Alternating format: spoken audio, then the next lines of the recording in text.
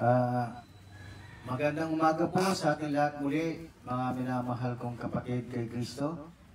Tayo po na kung saan narito muli sa oras na ito sa ating pong pagdalive tungkol sa pangangaral salita ng Panginoon. At kami po ay lubos na bumabati sa lahat po ng kapatid dito po sa tinubos ng ating Panginoon Kristo na siyang Iglesia ng Diyos, haligi at suway ng katotohanan. Bawat isa po sa atin, umasa po ako na kung saan ay nasa mabuting kalagayan po ang bawat isa, lalo-lalo na po sa mga namumuno ng pastor bangista para patuloy na kung saan ay kanila pong ingatan ang mga tupa na pinagkatiwala po sa bawat isa sa atin. Happy Sabat po sa lahat, mga mahal kong kapatid kay Kristo. At narito tayo muli sa pag-aaral po ng salita ng Panginoon upang tayo po ay makapaganda at makasiguro na yung minimiti po natin na kaligtasan. Kasi nga po, marami na pong nangyayari po sa sanglibutang ito na nakaprapisi po sa Biblia. Marami na po yung mga pagyanig, ibig sabihin lindol. Marami na pong napapahamak. At salamat doon sa isinyer ng ating pastor na si Pastor Papiliero. Hindi ko nakalimutan yung credo, yung pangalan. Si, ano yan ta? Ananias, yun. Thank you, buti na lang si Sister Leilin. Matandain. So, salamat, no? Totoo yun. Kung ano po yung nakikita po natin, kahit sabihin natin, sino ba nakakaalam? Ang sabi sa Biblia, wala nakakaalam. Diba? Pero ganun pa man, okay din yan. Para makapaghanda po. Kasi hindi nga natin alam eh. So, ibig sabihin, may mga babalala po sa bawat isa po sa atin. May babalala po, mga kapatid ko, na yung mga nakaprapis sa Biblia ay unti-unti na pong nagkakaroon ng kaganapan. Kasi nga po, may mga nauna pa po na mga pangyayaring sakuna sa parte ng Kabisayan. So, yan po ang isang dahilan kung bakit nagkakaroon po ng katuparan ang nakahula sa Biblia. Kasi sa totoo lang, marami pong nakakalimot sa Panginoon. Marami pong nakakalimot. Kaya, yan po yung paggising ng Panginoon. Kasi nga, yung sinabi ng Panginoon, magsigising kayong mga nakatutulog Marami pa rin ang sarapan tulog baka sa pagyanig, doon sila magigising. Sister Rinline. Alam niyo mga kapatid ko sa Panginoon, yan po yung isa na kung saan likha din ng Diyos yan. Diyan nagmumula yung pagyanig ng lupa, itong mga nandiyan sa ilalim ng lupa. Ano yung nandiyan sa ilalim ng lupa? Na kumukulo. Nag-aalboroto. Yan, vulkan. Yan, nagsisimula po yan pag nayanig yan, magigising yung natutulog. Buti yung, yung vulkan, pag nayayanig, nagigising Pero yung tao, yan, natutulog pa rin. Kaya yan po ang dahilan kung bakit unti-unti na nagkakaroon ng kaganapan at marami na pong nagugulubihanan, marami na pong natatakot. Na halos ayaw tanggapin, pero wala tayong magagawa. Kalooban ng Panginoon po yan. Yung mga nangyayaring bagyo, tsunami, lindol, yung kagutom, sa Panginoon lahat nangyayari po yan. Sa Panginoon lahat nagmula yan. Ha? Kaya nga po mga kapatid ko sa Panginoon, napakahalaga na talagang maipahayag po natin yung makatotohanan na salita ng ating Panginoon.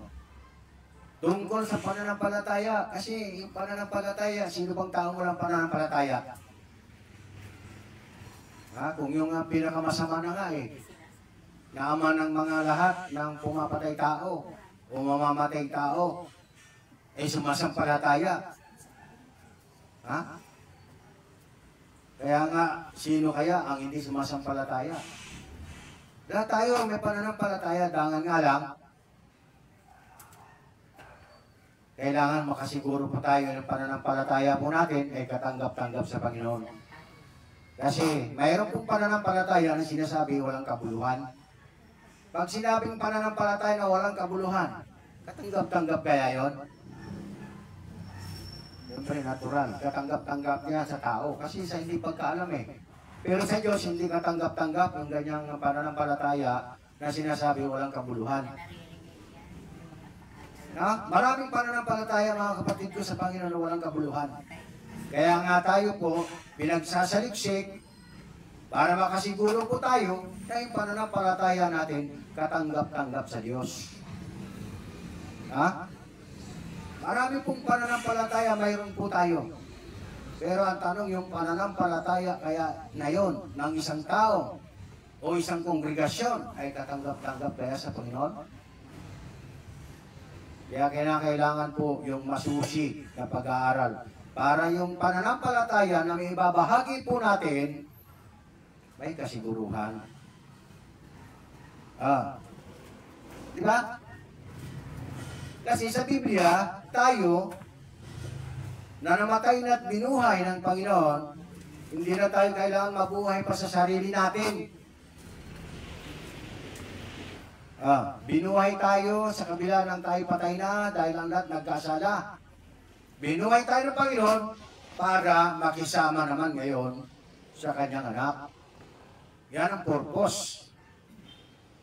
Kung bakit tayo binuhay na maguli para makisama sa kanyang anak. Kaya kailangan suriin po natin yung ating mga sarili kung totoo kaya na tayo ay may pakikisama sa kanyang anak na kung saan doon tayo tinawag para makisama. Marami hindi nakikisama doon sa tinawag doon sa sinugo marami hindi tumatanggap doon sa sinugo. Kung titignan po natin sitwasyon, mas marami pa yung tinanggap na pasugo kaysa yung sugo ng Diyos bakit na yung pasugo? Pag sinabi pasugo, Diyos kaya nagsusugo nun? Hindi Diyos po ang nagsugo, kundi tao. Kaya nga pasugo siyempre natural, kung ano yung sinalita ng nagsugo sa kanila, ay hindi po kailangan masunod.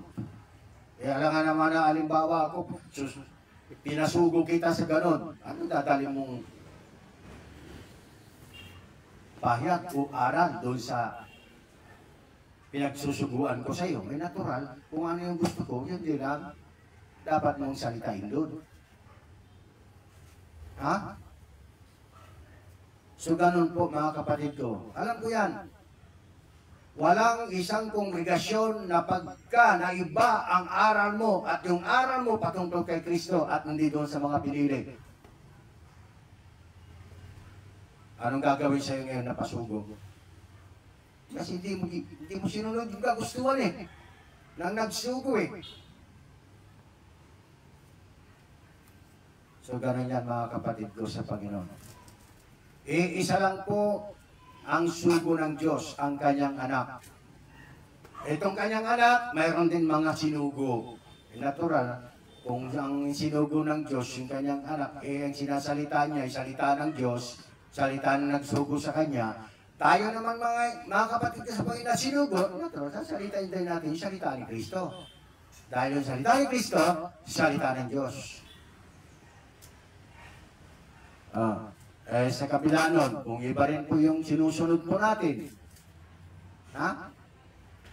Ito po ang dahilan kung bakit na unti-unti na nagkakaroon po ng katuparan sa Biblia yung pagyanig ng lupa. Pero yung pagyanig ng lupa, mga kapatid ko ha, hindi pa yung nakahula sa Biblia na hindi pa nangyari kailanman. Kasi bakit? Eh, yung lindol na yun, lahat ng mundo yun. Lahat ng bansa na yun. Hindi lang katulad ngayon na bawat bansa magkakaroon ng lindol. Bawat lugar. Hindi pa nangyayari yung sinasabing lindol na nakahula sa Biblia na yun na ang katapusan. Paano yung tabiguan? Ay, tabiguan, hindi pa yan. Hindi pa yung tabiguan, hindi pa yan. May maiiwan pa. Hindi lahat yan, mauuga. Ang mauuga lang kung saan tatama yung dabiguan. Kaya nga sabing dabiguan kasi malakas, yung lindol na yun, doon din sa lugar na yun. Hindi po yung pag sinabing dabiguan lahat na po ng bansa, hindi po. Yayanigin ko, hindi lang ang Ha? hindi ang langit. Kaya mga kapatid ko, napakahalaga po na may pahayag po natin yung katotohanan. No? Kasi nga po, dito po sa aklat ng Panginoon na kung saan ay nasusulat, tingnan po nga natin yung sinasabi sa Hebreo. Si Apostol Pablo po, mayroon po siyang pahayag sa Hebreo 6, Hebreo 11, 6. Tingnan natin.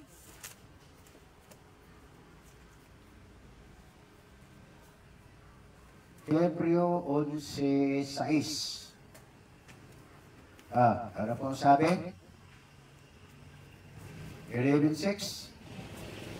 At kung walang pananampalataya, ay hindi maaaring maging kalugod-lugod sa Kanya, sapagkat ang lumalapit sa Diyos ay dapat sumampalatayang may Diyos, at Siya ang tagapagbigay ganti sa lahat, sa mga na sa Kanya ay nagsisihanap. Ano po sinabi nito, mga kapatid ko sa Panginoon? At kung walang pananampalataya ay hindi maaaring kalugod-lugod sa Kanya. Ang tanong, sino kaya walang pananampalataya? Bakit nasabi ito? Na sino man. Kung walang pananampalataya ay hindi maaaring kalugod-lugod sa Kanya. May mga pananampalataya yung samahan na yan, may pananampalataya kahit anong samahan yan. So, ibig sabihin, inisip nila na may pananampalataya sila sa Diyos. Lumalapit sila na may Diyos. Kasi yan ang pananampalataya eh. Diba?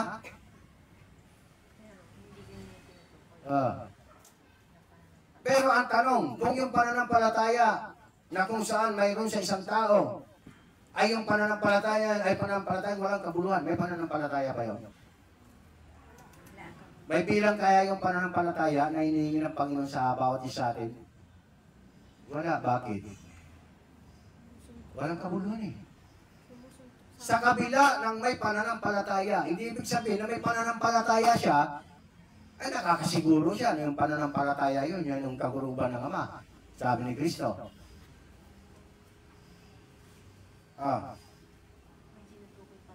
Lahat ng kongregasyon, may mga pananampalataya yan sa Diyos.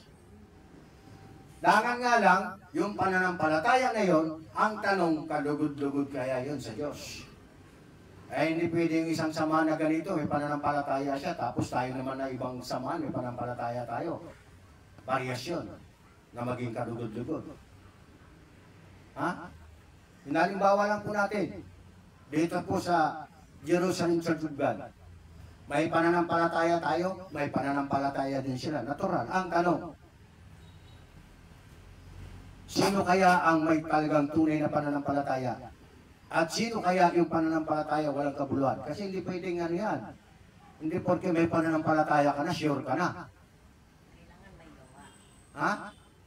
Hindi porque may pananampalataya ka, sigurado ka na yung may pananampalataya, ligtas. Kasi lahat ng sumasampalataya, sa pananampalataya, doon tayo maliligtas. Ang tanong, basta pananampalataya ka lang ba, ligtas ka na? Binabanggit mo yan minsan. Kaya nga sinasabi, Manampalataya. may sinasabi na manampalataya ka lamang at yung mananampalataya, yung ligtas. Yun ang maliligtas. Kaya nga lang, siguruduhin ng sumasampalataya. Baka yung pananampalataya niya, may babaling doon sa pananampalataya na walang kabuluhan. Kung lahat ng mananampalataya, lahat ligtas yan. Paano natin masasabi yung tunay na pananampalataya? May sumasampalataya dyan sa ibang pamamaraan. Mga kapatid ko sa Panginoon. Totoo yun, hindi. Marami. Ayon sa di pagkakilala. Kaya nga si Apostol Pablo, mayroon po siyang panalangin sa Diyos patungkol sa kanila. Sino yung sinasabing patungkol sa kanila? Siyempre, yung hindi nakakaalam kung paano nila magmalasakit sa Diyos, na yung pagmamalasakit nila sa Diyos, no? Doon sa pagsunod, kaya sumusunod sila kasi sumasampalataya sila sa Diyos. Anong klase yun? Na pagsunod, para masabi, nung sumusunod na may pananampalataya sa Diyos.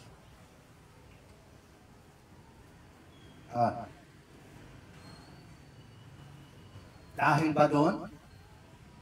Sa sinasabi ng tao na basta ako hindi gumagawa ng masama. Kung hindi ka gumagawa ng masama, anong ginagawa mo? Gumagawa ka kaya ng mabuti? O yung mga hindi gumagawa ng masama hindi naman gumagawa ng mabuti, paano na yun? Marami yan. Mabuti pa nga yung iba, may pananampalataya, bagaman yung pananampalataya, nalalayo doon sa sinasabi ng Biblia, nakakagawa pa ng mabuti sa kapwa. Sino naman yun?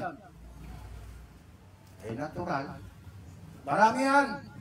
Makinig lang po kayo sa balita. Andyan, makikita nyo yung mga Good Samaritan na sinasabi. Wala pa sa katotohanan yan, pero nakakagawa ng mabuti yan. Diba? Totoo yan, marami po na kung saan nakakagawa ng mabuti sa kabila nang hindi pa nila alam kung paano sila magmalasakit sa Diyos. At kaya ginagawa nila yung kabutihan niya sa kapwa. Kasi nasa Bible, yun ang paniniwala nila. Nasusulat naman Mapalad ang mapagbigay. Ngayon, kung nagbibigay ka, ano ka na nagbibigay? Mapalad hindi. Yan ang dahilan. Kaya marami pong mga mabubuting gawa. Ngayon, hindi ka gumagawa ng masama sa kapwa mo. Hindi ka naman gumagawa ng mabuti. Mabuti kaya yun? Sa sarili mo, mabuti yun. Kasi, inisip mo, Panginoon, salamat. Wala akong kaaway. Yung kaaway na tinutukoy doon, yung napagbuhatan niya ng kamay o salita, pero sa totoo lang, nagpipigil siya. Pero yung sama, andito sa loob. Meron ba yan? Pinipigilan ng wag-wag. Natural. Buti Sister Lori, alam niya kaagad ang pinupoint ko Yung masama, nasa loob. Kaya napipigilan ng masama, si Kristo kaya nagpipigil nun? Ayun. Yun kaya yung pamamaraan ng pananampalataya sa Diyos? Hindi naman sinasalita ni Kristo yan na sinugo sa atin Sinalita ba ni Kristo yan sa atin? Sa kabila ng tayo po kanya pong pinatawad at sa kabila ng pagpapatawad sa atin. Tayo po na kung saan ngayon ay nakikisama sa Kanya. Bilang pakikisama po natin sa Kanya, dahil doon tayo tinawag na makisama sa Kanyang anak, itinuturo ba yan sa atin ngayon? Yung utos na wala tayong gagawin sa kapwa?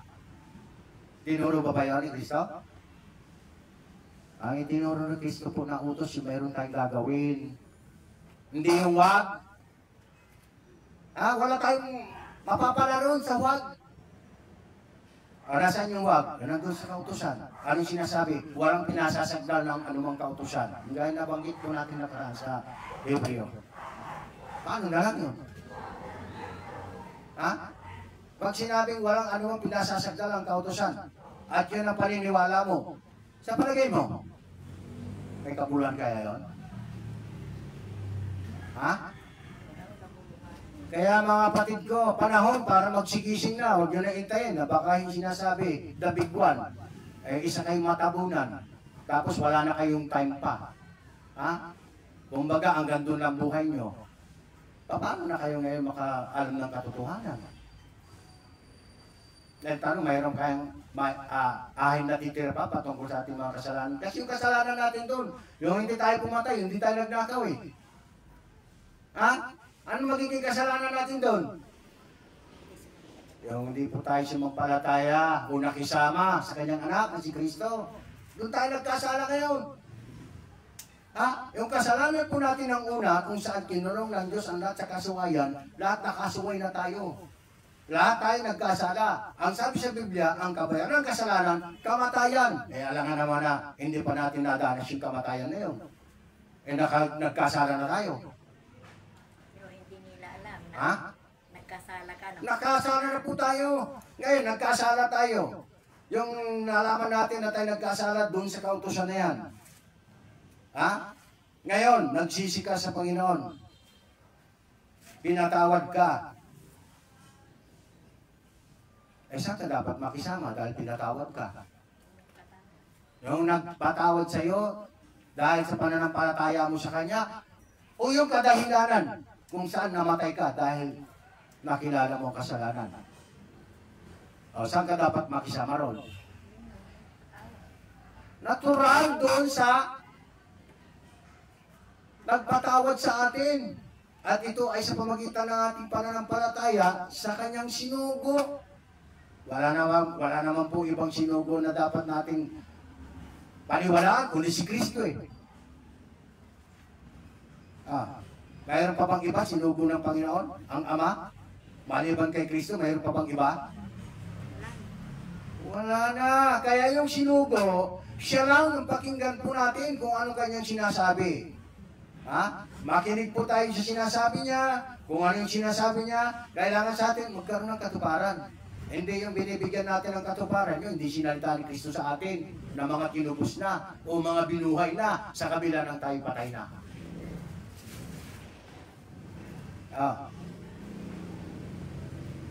Kaya mga kapatid ko, no,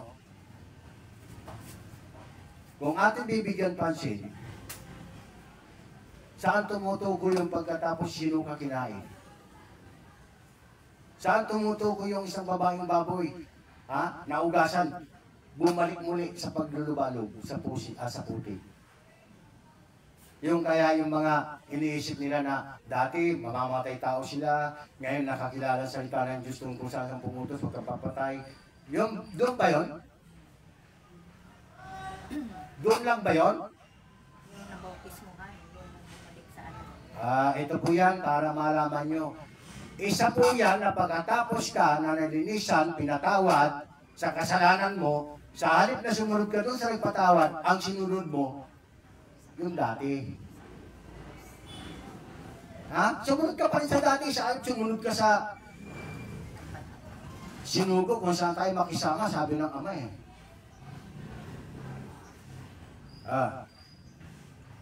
Unawain po natin yung sinasabi dito sa 11:6, ano sabi?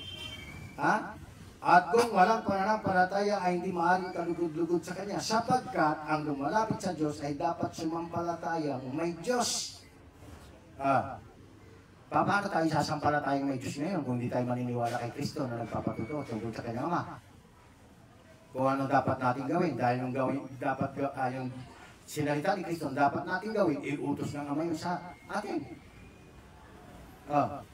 Ano yung utos ng Ama sa atin na sinasalita ni Kristo? Sapagkat ito ang gawa ng Ama na inyong sampalatayanan niya ang kanyang sinugo. Utos hindi. Hindi 10 commandments yan, ha?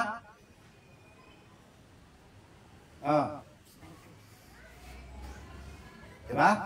Kaya nga marami po na kung sa may pananampalataya, Hindi ayon doon sa sinasalita ni Kristo na tayo dapat sumampalataya sa Kanya.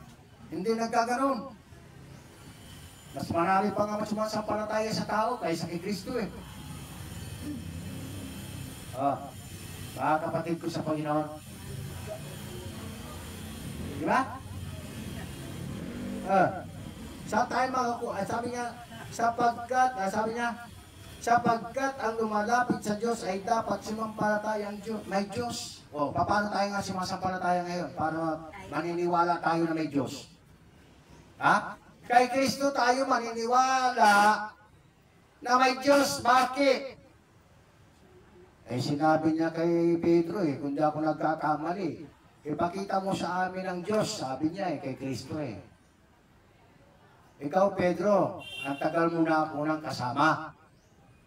Bakit tinatanong mo ka sa akin na kailangan ipakita ko pa sa iyo ang Diyos? Ang nakakita sa akin, nakakita sa Diyos. Ayaw na paniwalaan po natin.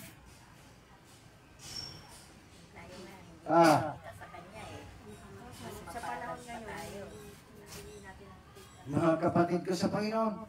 Yung mga hindi nakakita. Palibasa kasi, yung tao na pinagbigyan ng Diyos ng utos sa kanila, lagi natin sinasabi sa kanila, kasi sa totoo hindi tayo kasama dun Sa kanila pinagtibay yun. Ngayon kung pinagtibay sa kanila, kailangan ba magpatuloy, pinagtibay sa kanila? Sinabi, magsitigil na kayo. Paano yun? Kukontrahin mo ba yung kagustuhan ng Panginoon? Sinabi, ibinigay sa kanila. Ipinangaral. Ang tanong, kailangan pa ba natin yun? Kung sa kanila mismo, pinatitigil na. Tayo pa kaya? Sige, mag-isip-isip po kayo mga kapatid ko sa Panginoon. Kaya nga sinasabi, yung tayo na sumasampalataya na may Diyos, yung tayo na kung saan lumalapit tayo kay Kristo. Maniniwala tayo kay Kristo. Kung ano yung salita ni Kristo, doon tayo. Kasi siya lang nagpapatotoo sa gawa ng Diyos. Na yung gawa ng Diyos na kanyang pinatutuhanan, sasampalataya na tayo sa Kanya. Hindi na doon mismo sa nagsugo sa Kanya. Kasi, huling salita na po nung nagsugo sa Kanya na kung saan tayo makikinig. Doon sa nagsugo sa Kanya. Ano yun? Ano yung pinakahuli? Na kung saan dapat nating paniwalaan. Dapat nating sampalatayanan. Huling salita ng Diyos. Ano yun? Yung huling salita ng Diyos na kung saan itong kanyang anak, sa kanya kayo makikinig. Kung makikinig tayo sa anak, yan ang pagsunod natin sa Diyos. Yan ang huling utos niya Kaya nga sa kanya na hindi naman sinabi na makikinig tayo sa kanya, makikinig tayo sa sinugo. Kaya yung mga salita ng Diyos, na ipagpapatuloy niya yan ngayon sa pamamagitan ng kanyang sinugo. Doon ngayon, nagsasalita ang Diyos sa sinugo sa atin, at yung nagsasalita sa atin na si Kristo, doon tayo makikinig, doon tayo maniniwala, doon tayo makikisama. Pag sinabi ang kautusan, hindi ginawa sa Kanya, mayroon ba intindihin yun? Wala na pong ibang matuwid. Maliban kay Kristo. Si Kristo hindi nakakilala ng kasalanan. Walang kasalanan. Kaya sinasabi po ng mga iba na kaya wala po siyang kasalanan kasi sumunod sa utos. Aray ko po. Ibig sabihin, mas dakila yung 10 Commandments kaysa kay Kristo na walang kasalanan. Kung iniisip ninyo, sinunod niya yung 10 Commandments. Sinong naging dakila ron? 10 Commandments o yung dinakila ng Diyos na si Kristo? Sa palagay ng iba, dakila yung 10 Commandments kasi sinunod ng Kristo. Mga kapatid ko, sana huwag kayong abutin yung pagyanig. Okay lang kung pagyanig na wala man lang sanang madamay. Kasi handa po tayo. Alam nyo, kahit nasa Panginoon tayo, ha? Pwede may mangyari po sa atin. Kasi bakit? Bakit mo katakutan yung namatay ka kung nakay Kristo ka naman? Kasi hindi ibig sabihin, nakay Kristo po tayo. Wala na tayo kamatayan. Hindi porke tayo nakay Kristo, pag dumating yung sakuna, pag talagang kagusto ng Panginoon, hanggang doon na lang tayo, wala na tayong magagawa. Wala na tayong magagawa. Dahil nga lang, kailangan makasiguro tayo, pag dumating yan, dahil iba-ibang pamamaraan yung kamatayan ng tao eh. Hindi naman pinipili yung kamatayan ng tao, hindi tayo kasama dyan eh. Yung mga lindol sa kuna na yan, ibig sabihin, ba tayo kasama dyan? Kung halimbawa yun ang kalooban ng Panginoon, na nandun ka sa lugar na yun? Kasama tayo, dahil nga lang tayo, kaya nga wala tayong takot, handa na po tayo na mangyari sa atin, kahit ang darating yan, hindi tayo natatakot, kasi mamatay man tayo sa kagustuhan ng Panginoon. Ano yung kagustuhan ng Panginoon doon? Yung tayo ay nakisama sa kanyang anak. Kaya nga sabi, ang namatay dahil sa akin. Sino nagsasalita nun? Si Kristo. Ay ibig sabihin, hindi tayo mamamatay? Mamamatay tayo kahit nasa kanya tayo. Yan ang tandaan nyo. Ang mahirap, mamatay tayo, wala tayo sa kanya. Yan ang katakutan nyo. Hindi yung kung ano-ano mga sakuna, ano-anong lindol dating yan. Huwag yung katakutan yan. Ang katakutan nyo, yung baka kayo hindi nakakasiguro na nakay Kristo. Nasa Bible na yan. Yung mga sumampalataya ng una, na mga nauna pa sa atin, yung mga propeta, yung mga nagsipanghulan sa Kanya, namatay yan. Pero sa kanyang kamatayan, andun pa rin yung pananatili nila sa pananampalataya. Kasi, bakit? Yung mga propeta, yung mga hari, nagsipagsalita sila tungkol sa Kanya. Sasalitain ba nila yun kung sasalitain nila ba yung mga nauna sa atin? Kaya nga nandyan yung mga kahirapan tinis nila. Alam niyo ba yung mga kasaysayan ng mga tunay na lingkod ng Panginoon? Pinahirapan sila, pero sa kabila ng pagpapahirap sa kanila, tinanggap nila yun sa Panginoon. Handa silang tanggapin yun kahit anong mangyari sa kanila. Kaya tayo, mga kapatid ko sa Panginoon, kahit anong gawin natin panalangin, kung talagang time na natin, wala tayo magagawa. Kasi ang tanong, sino ba ang lingkod ng Panginoon na hindi nagkaroon ng kasiyahan ng kanyang katawan? Sino? Wala, no? Walang lingkod ng Panginoon na hindi niya natikman ang kamatayan na literal.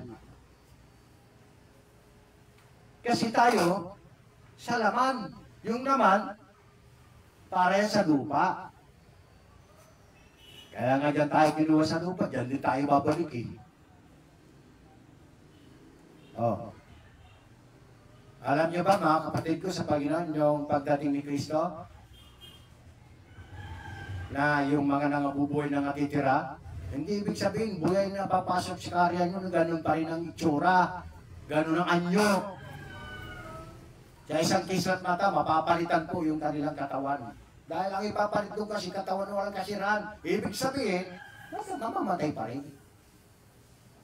Babalik at babalik pa rin yung laman na kung saan doon babalik kung saan tayo kinuha. Hindi pwede hindi babalik yung katawan natin doon sa pinagkuhanan. Pero yung hininga natin, babalik sa Diyos yan.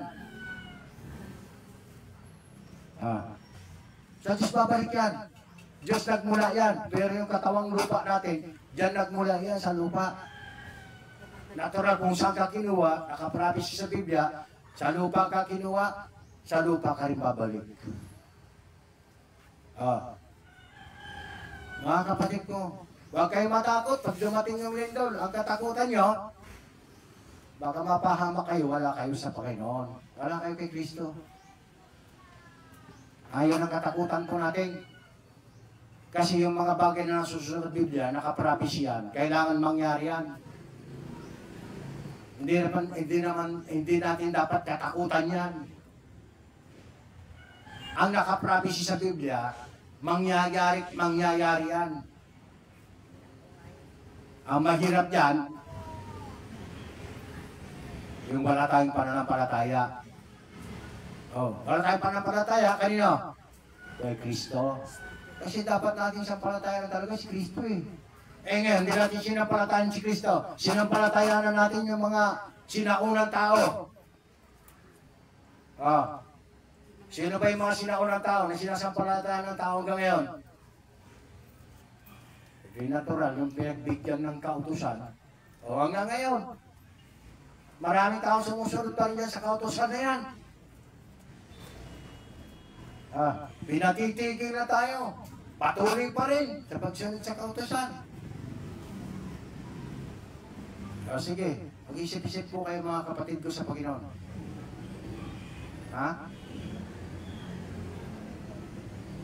Tanggapin natin kung ano yung mangyari sa atin. Ang mahalaga, naging Kristo tayo. Unawain natin yung sinabi sa Biblia. Ang sumasampalataya sa akin ay akin siyang ibabangon sa uling araw. Pag sinabing ibabangon sa uling araw, anong kalagayan ng tao na yun? Na sumasampalataya sa Kanya? Patay hindi. Pura patay, kaya nga ibabangon sa uling araw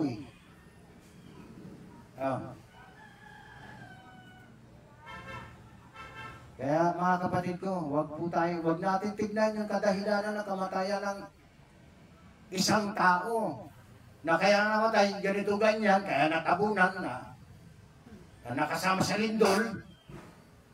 Kasi walang takot sa Diyos Pero may papangaraw, wala nang kautusan. Diba? Hindi po yun ang panghawakan po natin. Hindi yun sa kadahilanan na nakita po natin. Paghahatol na po tayo nun. Hindi yun ang dahilan ng kanyang kinamatayan. Dahil sa siya ay sumusunod dun sa 10 utos. Dahil sa hindi kumakain ng mga pagkain karumalduman, hindi yan ang dahilan. Ngayon, kadahilanan ng naku po mga kapatid ko. Pag namatay ang isang kapatid o namatay isang tao, kasi ganito Sa halip na sumunod sila sa Diyos, nangangaral sila na wala nang kautusan. Nangangaral sila na kailangan na kainin ngayon ng karumal-dumal. Yung ba ang magiging hatol po doon sa namatay? Tanggalin niyo na po yan mga kapatid ko. Malaking kasalanan sa Diyos yan. Malaking kasalanan sa Diyos yan. Yung pinangungunaan mo ang Diyos kung bakit namatay yun. Nasasabihin mo kadahilanan kung bakit namatay kasi nga wala nang takot sa Diyos, hindi na sumusunod sa 10 Commandments Di ba yan ang dahilan? Hindi po yun. Kailangan malaman nyo kung paano kayo matakot sa Diyos. Dahil sa hindi nyo pananampalataya kay Kristo. At yung pananampalataya kay Kristo, dahil may nagsasabi yan, may pananampalataya kay Kristo, meron pa siyang kautusan, hindi mo pwedeng pagsamahin yun. Hindi mo pwedeng pagsamahin yung dalawa na yan. Yung utos para sa laman at yung utos para sa Espiritu. Unawain niyo yung sinasabi sa Roma Kapitulo 8, versikulo 2. Dalawang klaseng kautosan at doon may kalayaan po tayo kung anong pipiliin natin doon. Yung kautosan ba ng Espiritu ng buhay na kay Kristo o yung kautosan ba na pagkakilala ng kasalanan ng kamatayan. May kalayaan tayong pumili. Kaya nga nagsasalita po kami sa inyo para alam niyo kung anong piliin niyo.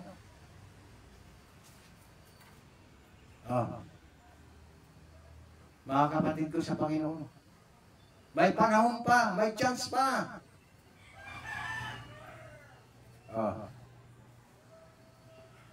Mayroon pa tayong chance. Mayroon pa tayong pagkakataon. At kung yung pagkakataon natin na yan, tunay na tayo nagbalik loob sa Diyos. Kahit matabunan ka lang dyan ng buong building, huwag ka matakot.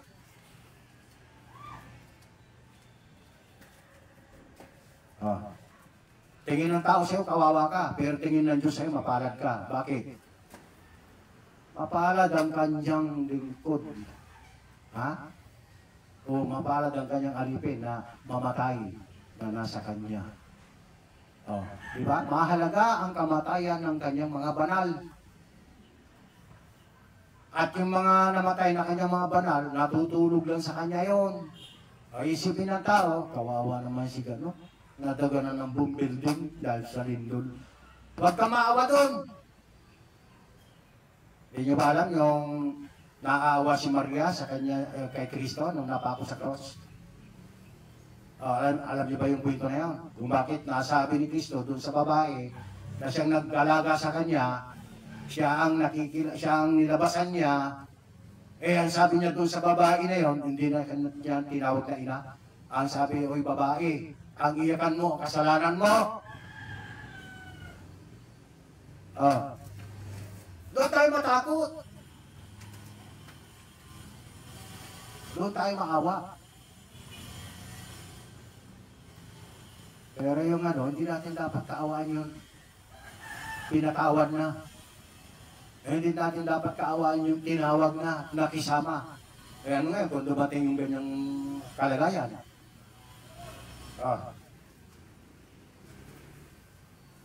Napakapanad yung kanyang banal na pag namatay, na kahit anong kadahilan ng kanyang kinamatay, basta namatay siya na banal. Tayo ba? Tanungin ba natin yung sarili natin? Naging banal ba tayo dun sa pagsunod natin? Doon sa kautosan, ibinigay sa kanila? Wala po tayong mapapatunayan sa Biblia. Na yung kautosan ibinigay sa kanila, pag sinabing ibinigay sa kanila, lahatin mo na yon. Walang naging banal doon. Pero yung kautosan na ibinigay sa buong sanglibutan, andun ng kabanalan. Kaya nga lagi po namin sinasabi yung Juan 3:16, andoon ang kabanalan, yung ibinigay ng Diyos sa atin. Kahit Hudyo ka man, kahit Intil ka man, kahit lalaki ka man o babae ka man, kahit bata ka pa, kahit alipin o laya ka, yun ang ibinigay po sa atin. Nandun ang kabanalan. Sumampalataya lang tayo. Kaya mag-isip-isip po kayo mga kapatid ko. Hindi kami takot na magsalita sa inyo ng mga bagay na ito. Dahil doon sa inakala nyo, maling-mali. Mag-aral po kayo para maitama yung kamalian. Huwag niyo panghawakan mga kapatid ko yung mga nakagisnan ninyo. Na dyan na kayo nabautisman magmula nung naalaman yung katotohanan. Hindi yan ang katotohanan. Sino magpatuto sa inyo ng katotohanan yung 10 Commandments? Sino magpatuto na pagka hindi ka kumain ng baboy, ligtas ka? Sabi nga, pagkain lang yan. Yung pagkain na tsak, kapwa iwawasak. Nasa nakaligtasan doon? Lising, iwawasak.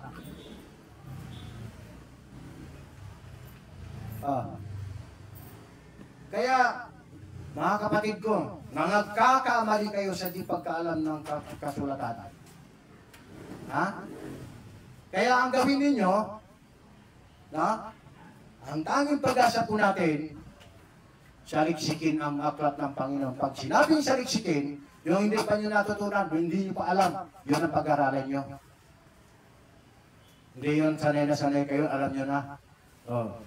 Na yung pinapaalam namin, na yung alam nyo, hindi pa mamara ng kaligtasan yan. Kung mayroon tayong susundin na utos, sundin yung gayon ang kautosan ni Kristo. Doon tayo susunod. Kaya nga hindi porke kami nagsasalita na walang 10 Commandments, wala na kaming utos eh. Hindi ganon. Hindi ganon po yung pamamaraan po ng pagtuturo namin sa inyo. Wala na kami dyan sa 10 Commandments. Pero sa kabila na wala na kami dyan, may utos pa rin kami sa Diyos.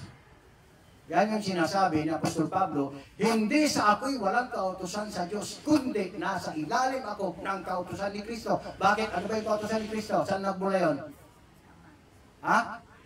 Nagbula rin sa Diyos yan. Kaya nga sabi nga ni Kristo, ako'y pumarito, hindi upang gawin ko ang aking sariling kalooban, kundi ang kalooban na nagsugo sa akin. Natural, yung sinasalita niya ng utos, sa akin, yung utos na nasa Kanya. Kautosan ng Espiritu ng buhay na kay Kristo. Yan ang sundin natin.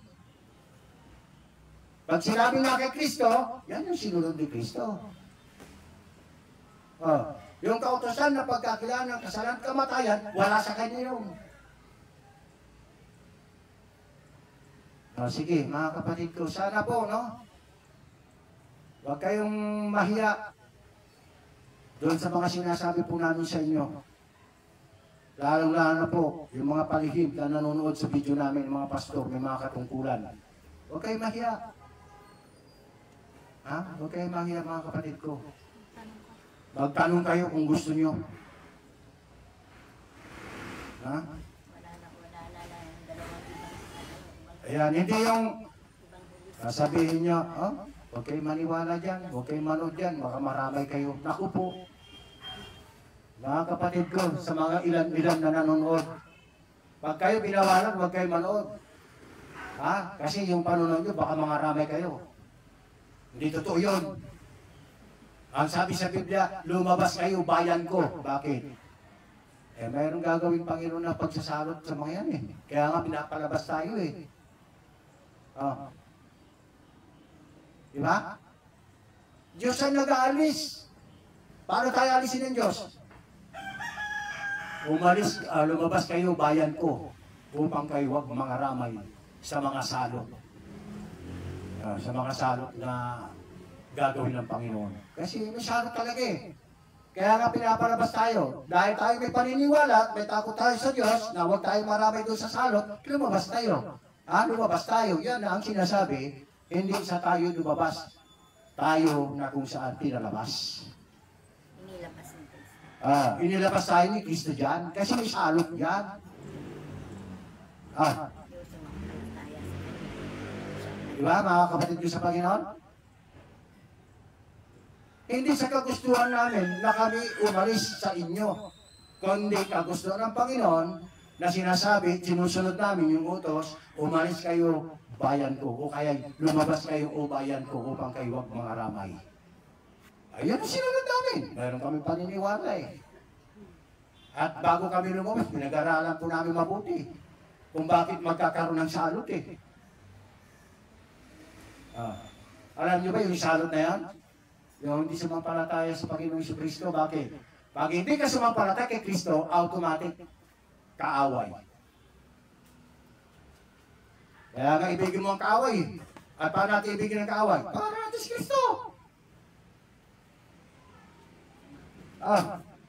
Parang kaaway natin, kung ano yung makakabit natin kaligtasan, maliligtas din siya. Sa kabila ng kaaway mo yan. Hindi naman tayo maaway Aaway, maaway. sabi nga doon, ibigin mo ay yung kaaway. Ngayon, tayo, kung wala tayong kaaway, sino dapat inutusan doon? Di sila na umaaway. Kahit doon sa dalawang panig na yan, tayo alimbawa umaaway, kahit hindi tayo umaaway sa kanila, gagawin natin yun. Pero kung sila umaaway sa atin, dapat gawin nila sa atin yun.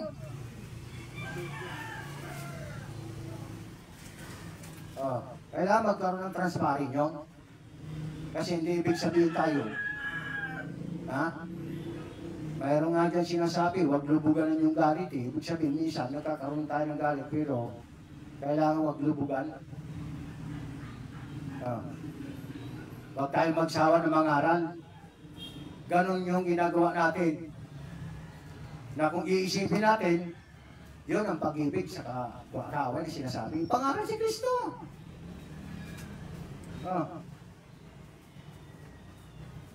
Diba? Yan ang ginagawa natin. Hindi sa pamagitan ng kung ano-ano, pamamaraan, para masabi mo, iniibig mong kaaway mo, mayroon kang gagawin.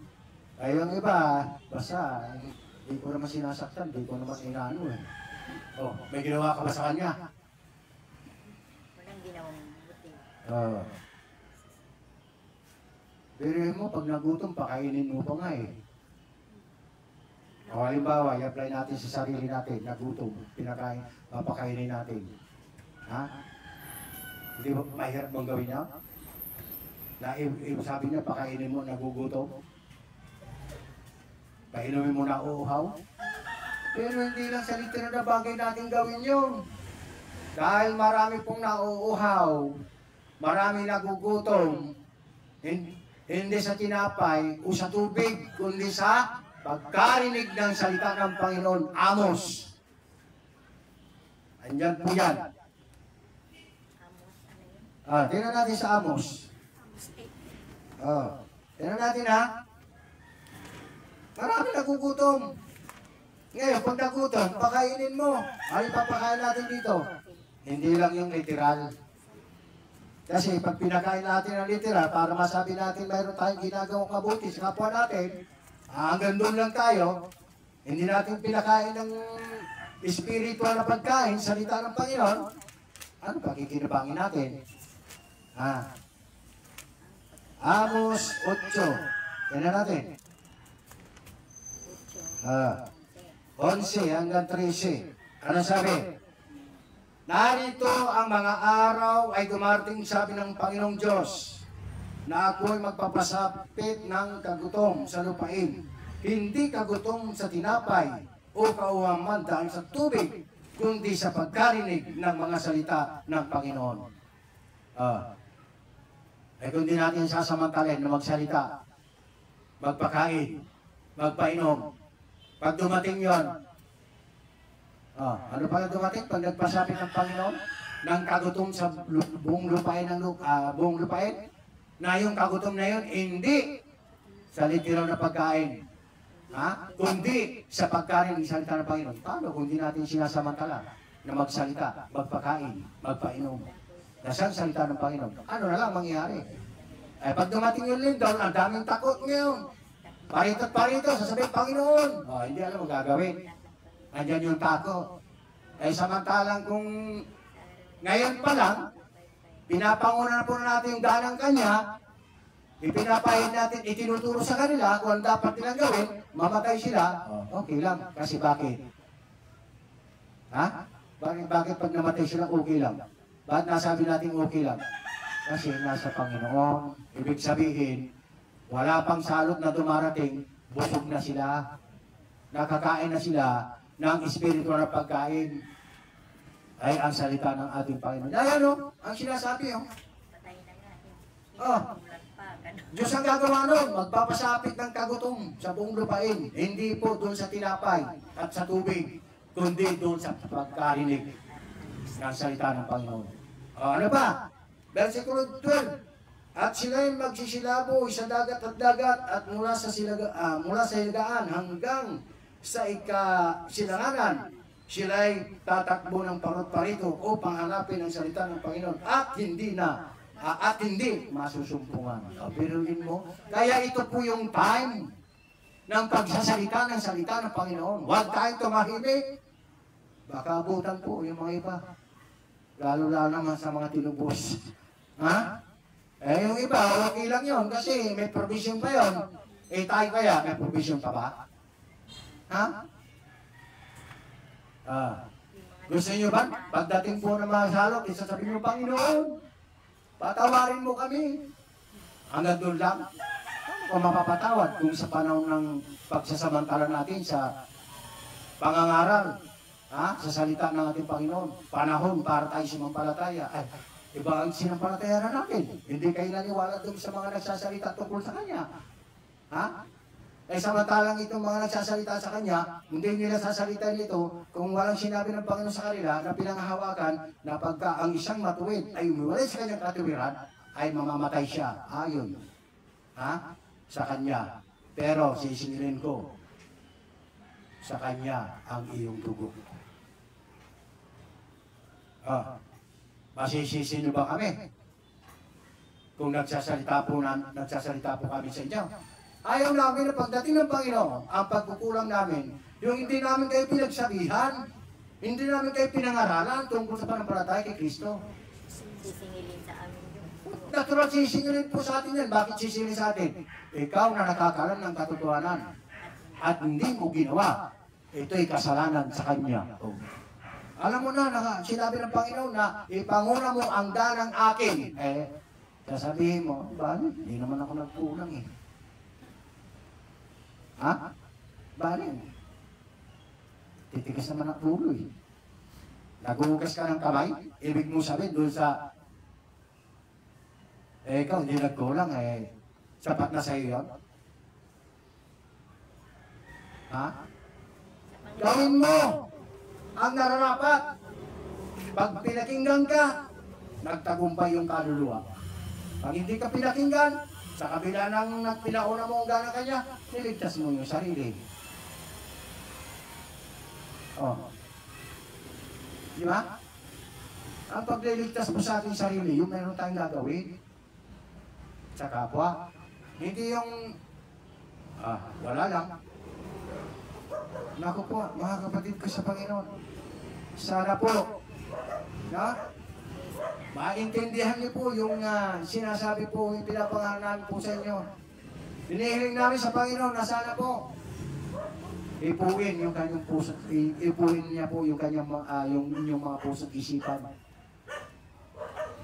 Yan lang po yung nais po namin. Nais ng Panginoon din yan. Gusto ng Panginoon lahat maligtas. Ano pa tayo, nandito na po tayo sa sinasabi nating katotohanan.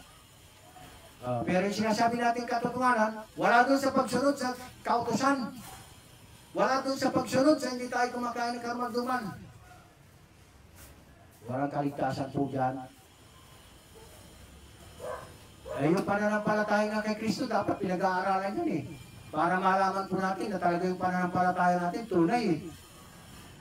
Kung hindi mo pag-aaralan yung pananampalataya kay Kristo, ayan, malalaman pananampalataya, di sumunod lang tayo. Di ba?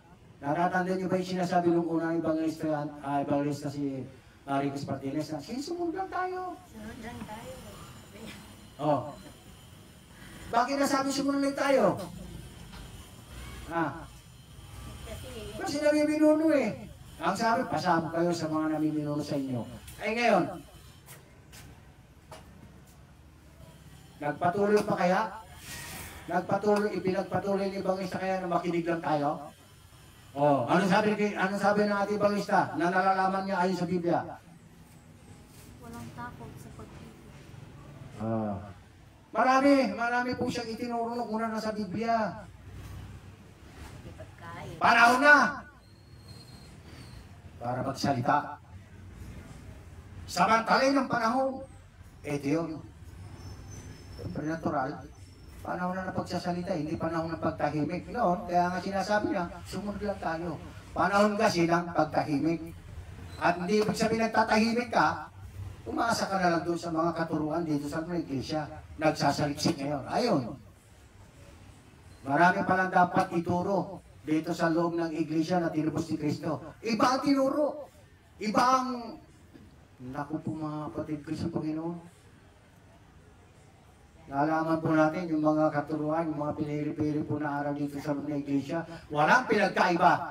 Nasaan yung mag-iba kayo sa libutang ito? Sino sinasabi yung mag-iba kayo sa libutang ito? Di natural yung na kay Kristo. Nasasabi mo ba na ikaw yung na kay Kristo? Nag-iba ka ba? Nag-iba ka ba sa libutang ito? Siguro, nag-iba ka dahil hindi ka na kumakain ng baboy.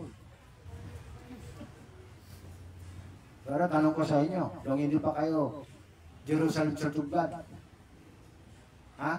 hindi kaya kumakain ng baboy?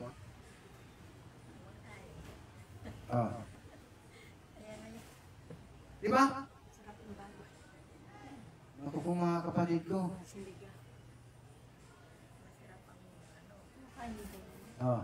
Kaya mag-isip-isip po kayo. Yung kaligtasan po natin mga kapatid ko sa Panginoon, wala dyan sa pagsunod dyan. Ang kaligtasan natin yung pagsunod kay Kristo. At yan yung pananampalataya. Siyempre, natural. Paano ka sasampalataya kay Kristo kung hindi mo gagawin yung sinasabi? Pag sinabi ngayon, yung lumalabas, pag pumasok sa tao, hindi nakakaawa. Ngayon, alam mo na pagkain yun, dahil yung pagkain nililinis. Alam nga naman na hindi mo patanggapin yun. Okay lang na, kung hindi mo matanggap, kasi laban sa yung budget, hindi ka mapinipili. Kaya nga lang, alisin mo yan para panghatol. Alisin mo yan para sa panghatol. Ginagamit panghatol, hindi po pwede yun. Sasabihin niya, hindi naman namin salita, nasa Bible eh. Tapos ang gagawin ng talata sa Bible, yung Ecclesiastes, Ito ang wakas ng lahat ng mga bagay. Ikaw ay matakot sa Diyos at sundin mo kanyang mga utos sapagkat ang kanyang mga utos. Ay, Yung ba yan? Tingnan natin. Ecclesiastes ba yun? Ecclesiastes yun. Yung sinasabi sa 12, ito ang wakas, lahat ng mga bagay. Yun. Ikaw ay matakot sa Diyos. Yung ba yan? Di ba? Sige, tingnan natin. Kaya hinahanap natin. Di ba, Ezekiel? Ecclesiastes 12. Ito. 13. Ito ang wakas ng bagay. Lahat ay narinig. Ikaw ay matakot sa Diyos at sundin mo kanyang mga utos sapagkat ito ang buong katungkulan ng tao. Di ba? Ano pala yung utos? Buong katungkulan ng tao. Isa pa, yung darating. Ngayon, para matakot ka, anong gagawin mo doon? Hindi sundin mo ang utos. Anong utos to? Tandaan po natin yung utos na to, nasa lumang tipan pa to. Wala pa sa bagong tipan. Para makasiguro tayo na ito, 10 utos pa rin talaga to. Buong katungkulan ng tao dahil ba dyan sa utos na yan? Buong katungkulan ng tao. Ikaw ba ang pinagbigyan yan? Kung sila na mismo na pinagbigyan yan, buong katungkulan ng tao na matakot sa Diyos, sundin ang kanyang mga utos, ang sinasabi sa bagong tipan, magsitigil na kayo sa mga aral ni Kristo. Hindi mo tayo binigyan ng takot. Ayun, totoo. Hindi pa tayo binigyan ng takot. Ito yung ibinigay sa kanila una, takot sa Diyos, sundin ang kanyang mga utos, sapagkat ang buong katungkulan ng tao. Nasaan ang takot nyo ngayon? Doon sa pakikinig po natin sa salita ni Kristo na sinugo ng Ama. Nagkaroon ba tayong takot doon? Wala. Saan tayo natakot? Ayan Sa panahon niya yung hindi natakot ang ibinigay. Sa panahon ngayon, ang ibinigay po sa atin, si Kristo, hindi na tayo binigyan ng katakutan. Walang takot sa pagbibigay. Si Kristo na po, binigay po sa atin. Hindi na dyan. Huwag na tayo matakot dyan ngayon. Pero hindi ibig sabihin, pag wala na sa'yo yan, dahil buong katungkulan ng tao, iniisip mo, pinatitigil ka na dyan sa Hebreo, ngayon, pag tumigil ka na dyan sa mga aral ni Kristo dyan, at mga pananampalataya sa Diyos nung una, ibig sabihin, hindi ka na dapat matakot dyan, na wala na sa'yo yan. At pagka wala na sa'yo yan, huwag mo rin isipin, wala na sa akin yung 10 commandments, pwede na akong gumuna masama. Pwede ba yan? Ay, di basahin nyo ang Roma 6. Nandun naman yan Hindi porke wala na sa atin yung 10 commandments. Hindi porke pinatigil na tayo dyan. Igagawa na tayo doon sa sinasabi niyan. Ay, yung iba kasi, kung wala ka na pala yung kautusan, di ba pwede tayo gumawa ng mga sinasabi huwag tayong natin gagawin. Pwede para tayo malayo na tayo gumawa ng gano'n. Gano'n ba yan? Roma 6, andyan po yan. Umpisa nyo sa 1 hanggang sa 6 po yan. Magpapatuloy baga tayo sa pagkakasala upang ang biyay makapadagana, huwag nawang mangyari. Nasaan na yung sinasabi mo? Pagka wala ng 10 commandments, pwede ka rin gumawa ng masama. Ay sabi niya, magpapatuloy baga tayo sa paggawa ng magpapatuloy baga tayo sa pagkakasala? Tayo mga patay na riyan? Ituloy niyo yan. Paano tayo mabubuhay riyan? Kasi yung iba kasi, mahirap kasi wala yung guide natin na 10 commandments. Kasi kung wala na tayo dyan, malaya na tayo gumawa ng masama. Kasi wala na yung huwag pag sinabi wala na yung huwag, pwede ka nang gumawa ng kahit ang gusto mo. Ganun ba yan? Hindi ganun yun. Andiyan din sa sulat ni Apostol Pablo. Iniisip nyo lang yan, iisip ng tao yan. Hindi maka-Diyos yan, makatao yan, makalaman. Na porque wala ka na sa 10 commandments, pwede ka nang gumawa ng masama. Kasi wala nang guide sa atin. Ang guide natin, pakatandaan nyo, si Kristo.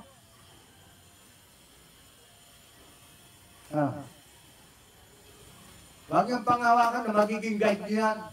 Dahil kung yan ang magiging guide niyo, hindi nawawala masama sa inyo. Nasa Bible din yan, sa masulat na Apostol Pablo. Ibig kong Kaya nga yan yung sinasabi, no? Na kung saan.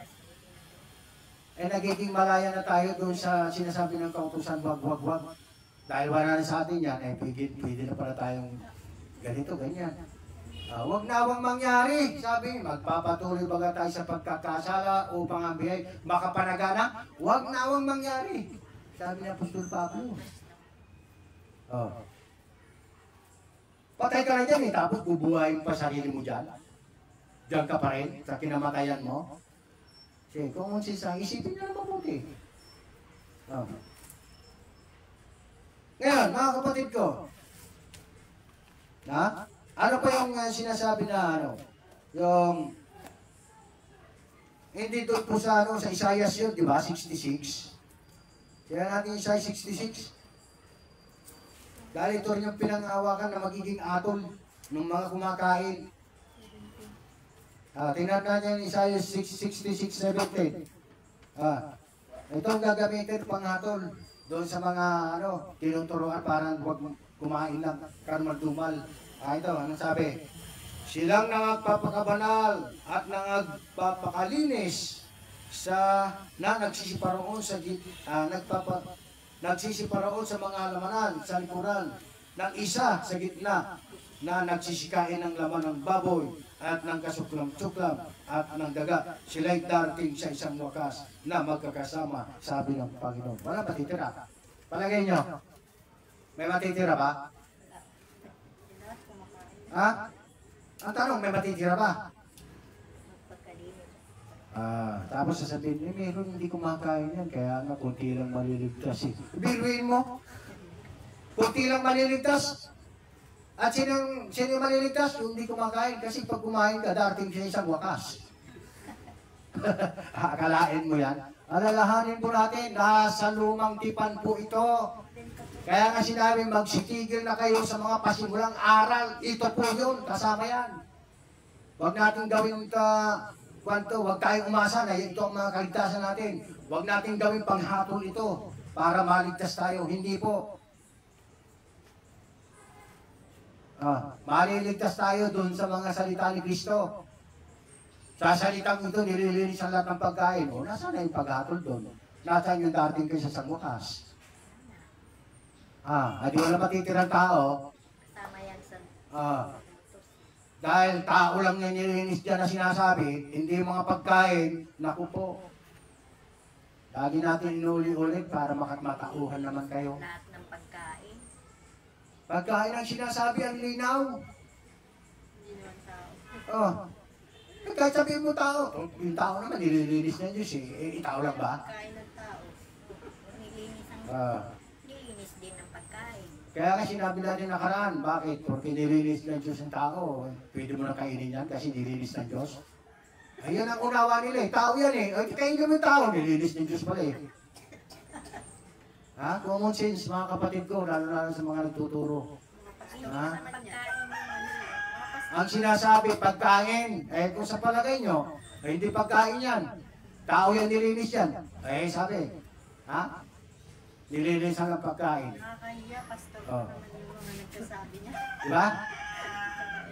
Ibig sabihin, kung sinabing tao yan, nilinis na ng Diyos yan. Hindi pwede mo na kainin. Kung tao yan. Lahat ng pagkain. Sino mag-isip ka si Sarelen?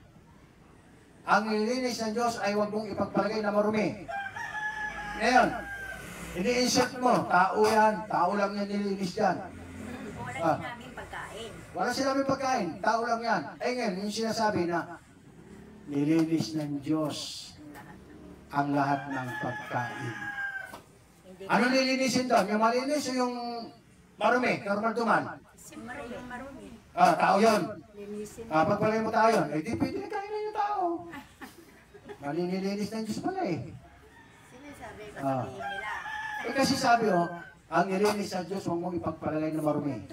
Sa salitang ito, nililinis ang lahat ng pagkain. Kung tao yung nilinis, hindi pagkain, bakit pinakakain? Ano yan, turo ng pastor? Turo ng pastor yan. Yung tao lang tayo nilinis eh. Ngayon, paano, nasaan yung sinabi niya? Nasaan yung sinabi ni Kristo dito na lahat ng bagay ay makakain? Ang dami mga natin, talata. May pananampalataya ng lahat ng bagay ay makakain. Yung naman di makasagot, pati barko. nakakatawa, no? Mga baguhang pastor. Mirin mo, yan ba yung karapat dapat na maging pastor? Baguhang pastor. Baris ko kakainin mo, isang papo. Kumakain. Sige, mag-isip-isip kayo doon sa mga bagong pastor. Kahit na yung dati ang pastor, dahil walang pagbabago. Ganun pa rin. Sige. Sama-sama sila. Mag-isip-isip kayo. Dapat magkaroon kayo ng conference, magkaroon kayo ng pag-meeting, lahat kayo. Pag-aaralan nyo kung tao lang yung nilinis dito. Kaya sasabihin nyo, hindi pagkain yan. Paano yung hindi kumain ng baboy, inamatay? Ano ko po mga kapatid ko? Yung bandahilan at takot kayo umarap sa amin para makipag-aralan. Huwag kayo matakot. Malaman nyo ng totoo, okay sa amin. Huwag yung gagamitin po yung itong itong sinasabi sa Isaias 66:17.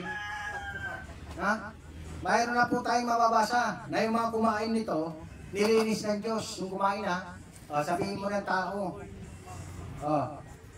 Yung tao na nilinis ng Diyos, hindi po kinilinisan ng Diyos, hindi na pwede kumain yan. Diba? Kaya nga nilinis ng Diyos, no? Ang tao, dahil doon sa pagkakasala natin. Yan ang ibig sabihin. Hindi, wag nating ililiteral na pagka sinasabing dating sa isang wakas yung kumakain ng karmardumal, yung pati yung nilinis ng Diyos. Pagpalagay ko dating sa isang wakas dahil kumakain namin. Pananampalataya yan, no? Unawain po natin sinasabi, may pananampalataya ng lahat ng bagay ay makakain. Dapat ang mahina, anong kinakain? Gulay. Mahina yun, ha? Ang pinag-uusapan dito, hindi yung pagkain, yung kahinaan. Bakit naging mahina yung kumakain ng gulay? Ay, takot kumain ng karmandumal, eh. Nilinis na nga ng Diyos, eh.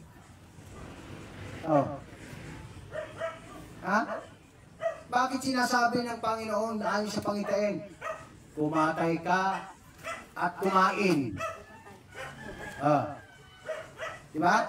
Sabi doon sa pangitain kay Pedro, pumatay ka at ikaw ay kumain. Ano sabi na doon? Dahil hindi niya naman. Panginoon, kailanman wala pumasok anumang karmadumar sa aking bibig. Totoo yun. Dahil yun ang unawa niya. Kung iisipin mo, tao yun. Ibig sabihin, pumatay ka at kumain, tao pala yun. Yung inuutos ng Panginoon sa kanyang panaginip. Kaya nga sinasabi ng iba, ay tao yan. Inuutosan pala ng Panginoon doon sa kanyang panaginip na kumatay, kumain si Apostol Pablo. Samantalang ang linaw-linaw pagkasabi no, kailanman, Panginoon, ay walang pumasok na anumang karumal-dumal sa aking bibig. Anong tinutukoy ni Pedro doon? Anong unawa niya? Tao siguro. Yan ang unawa niya, tao. Tao yung... Bakit sinasabi kumatay ka at kumain kung tao yung palagay ni Pedro doon? Hindi katayin niya yung tao. Ibig sabihin, kitang-kita, kumatay ka at kumain, literal. Literal po yan, na kamarduma na pagkain. Bakit? Sapagkat sinasabi, ang nilinis ng Diyos, huwag mong palagay ng marumi. Ginaan muna sa pagkain para manilig ng tao. Hindi ba? Si Pedro talaga, dahil hindi niya naunawaan, talagang, ang mga Udyo, hindi kumakain yan. Kaya nga sinasabi niya sa Panginoon, Panginoon, kailanman walang pumasok na kamarduma sa aking bibig. Ano yung unawa ni Pedro doon? Di pagkain. Kumatay ka at kumain eh. At tapos sasabihin, tao yan. Ay yung sinasabi ng mga tao, mga nagtuturo, na pumatay ka at kumain. Sasabihin, tao yun. Ibig sabihin, yung tao pala, yung unawa ng mga nagtuturo, kaya sinabing tao yan. Ibig sabihin pala, kung tao yun, bakit sinasabi sa panaginip? Pumatay ka at kumain. Nakakain na pala tao. Sige, mag-isip-isip kayo mabuti. Maliwanag na tinutukoy doon pagkain. Kasi kumatay ka at kumain. Yung mga hayop yung Hindi ano yun, hindi lang yung sinasabi tao yun. Ibig sabihin doon nag-uumpisa yung paglilinis. Sa pagkain pa lang, nililinis na Diba? para yung tao. Pag kumain, malinis na rin. So hindi tao yung tinutukoy doon. Talagang literal. Na yung mga karumarduman tinutukoy doon na kumatay ka at kumain. Kaya nga nagrubihanan siya eh. Kaya nga mayroong idinugtong doon dirugtong po ng Panginoon si Kristo, ang nilinis ng Diyos, huwag mong palagay na marumi. Kaya ano yun, may pagkain yung sinasabi nun eh. Kumain ka at pumatay ka at kumain eh. Sige, mga kapatid ko. Kung naka-encuentro kayo ng ibang yung ibang kongregasyon, sige, matatahimik na lang kayo. Anong mali nyo? Paano nyo maipagtanggol yan na pagkain yan? Tao yan. Paano nyo maipagtanggol na tao yan? Samantalang ang linaw-linaw doon, no? Pumatay ka at kumain. Kung sasabihin ngayon ng kasyarin, yung mga kalibati mo, anong utos dyan? Pedro? Pumatay ka at kumain. Ganun gawin mo. Sige, pumatay ka at kumain. Sino papatayin mo doon? At kainin mo? Tao? Kasi yung tao tinutukoy dyan na sinasabi mo.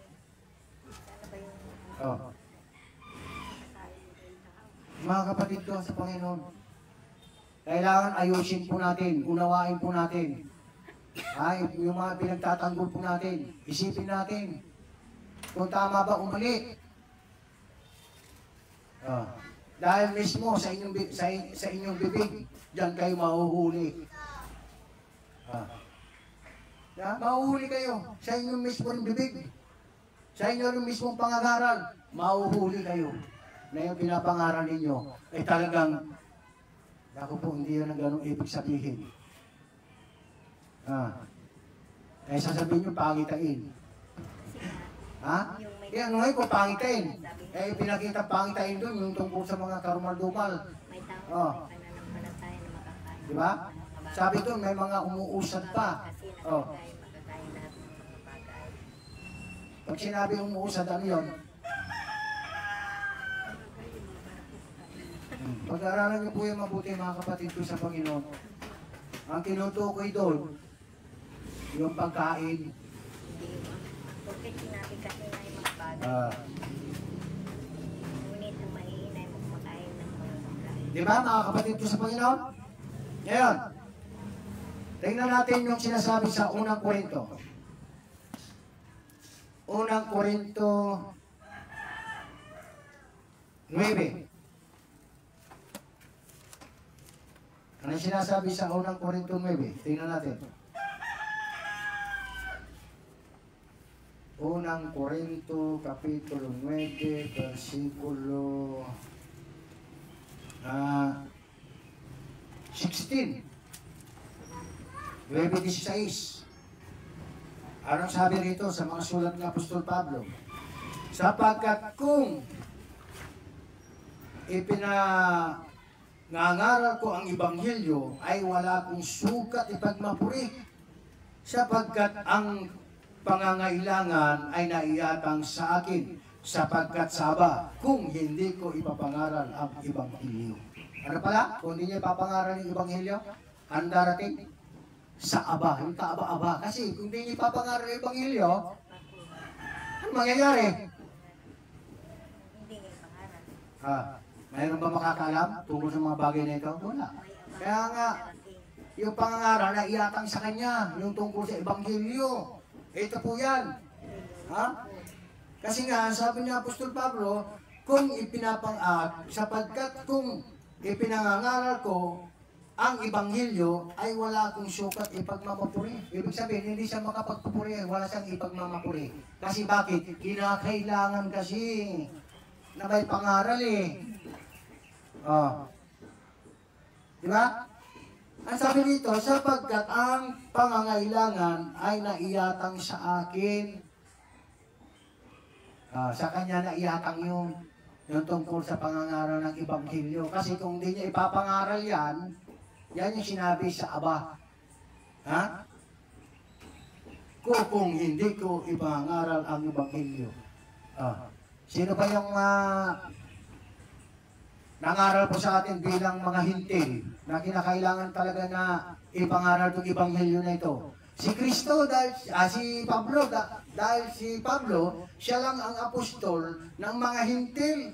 Binigay sa atin yan, kaya yung pangangailangan, kailangan ipangaral niya sa atin. At ito hindi niya pinagmamapuri yung kanyang sarili, kundi kinakailangan may pangaral. Dahil kung hindi, mayroon ka ba na darating? Ngayon, bakit hindi pinaniniwalaan yung pangaral ni Apostol Pablo tungkol sa mga Ebanghelyong ito? Kung di niya pinangaral, ano ba yung mga ipinangaral ni Apostol Pablo rito na kung di niya ipapangaral, magkakaroon ng aba? Ha? Sino ba nangaral na 4 na lang ang inutos dito sa iglesia ayon sa ating ikabubuti? Si Pablo. Ipinangaral niya yan. 4 na lang at wala nang ibang inutos pa. Ayon kay Apostol Pablo. Kung di niya pangaral yun, paano natin malalaman yun? Hanggang ngayon, di tayo kakain ng kamaldumal. Ngayon, pinangaral na Apostol Pablo, yung mga bagay na yan, na porque tayo kumain yan, idarating tayo sa isang wakas. Ito naman pinangaral na Apostol Pablo, yung pinangaral na Apostol Pablo dyan, yung mga salita ni Kristo. Yung kung tungkol dun sa mga karumaldumal yan, hindi pinapaiwasan sa ni Apostol Pablo yan. At hindi rin pinapangaral ng Apostol Pablo yan, yung tungkol dyan sa pagkain ng pagsunod sa kautusan, na doon tayo sukat maliligtas. Hindi pinangaral yan. Ano tayo pinangingilag? Pinag-iilag po tayo. 4 lang ang inutos dito sa ng iglesia. Pinag-iilag po tayo doon sa yung sinasabi na inihanda sa Diyos-Diyusan. Yung binigti. Yung binigti na sinasabi? Yung dugo. Ano pa isa? Pakikiapid. Ayun, pakikiapid. 4. Hindi pa nga si kaliligtas yun Sabi na Apostol Pablo sa ikabubuti, paalam. Ano ba ibig sabihin yung pakikiapid? Yung pakikiapid kasi, yan yung, halimbawa, nandito na kay Kristo. Spiritual at laman. Spiritual at nandito na tayo kay Kristo, isubuot ka pa rin doon sa kautusan. Pakikiapid yun, hindi. Isama na natin yan, pakikiapid yun. Pero mo, makikisama kay Kristo, makikisama ka sa kautusan ng laman? Kahit na yan, halimbawa, sa ibang kongregasyon. Isa pa yun. Nandito ka na sa katotohanan. Pumunta ka pa sa Diyos sa hindi makatotohanan. At ang dahilan, may papakinabagin ka ron. Kasi yan ang tao May tao na gusto niya magkaroon ng katungkulan para lang magkaroon ng pakinabang. Sino ba yung mga nagnanais na maging may katungkulan dito sa iglesia? Kung hindi ko ninais na yun, nabigla na lang siguro kung gusto ng Panginoon, dahil kung hindi, baka hindi ako makapagsalita ngayon.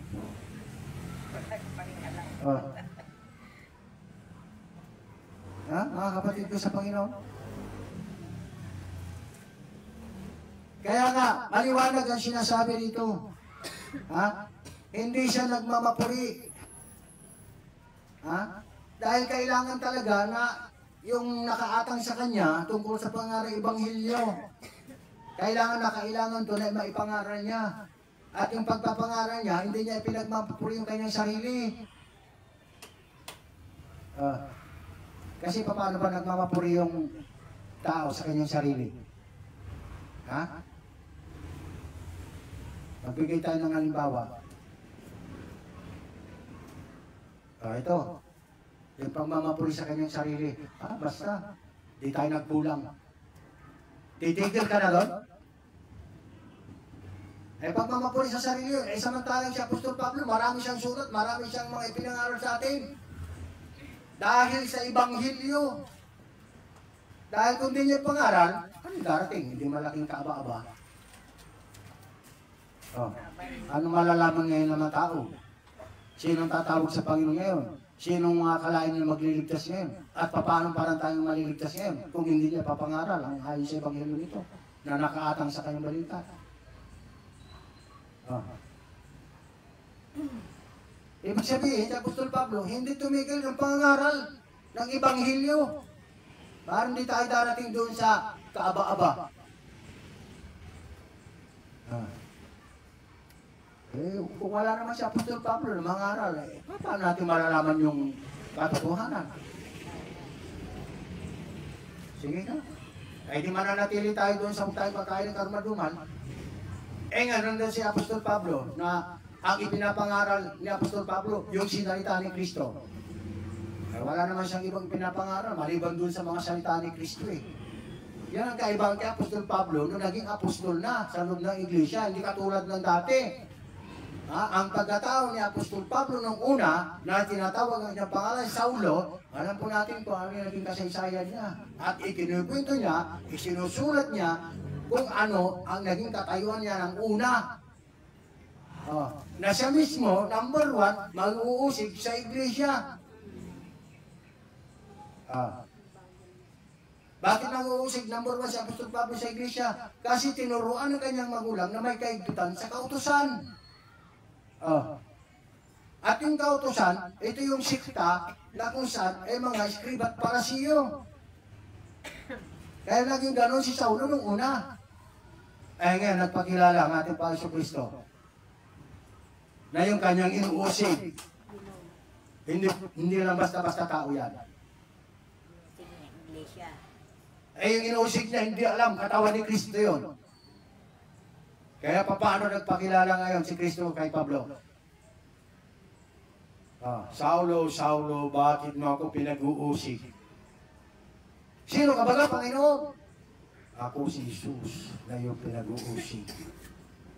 Literal ba na si Kristo yung inuusig? O yung mga tao? Bakit sinasabi? Yung mga tao na inuusig ni Pablo? Na kung saan nagpakilala ang Panginoon, bakit mo ako inuusig? Yan ang katawan niya eh.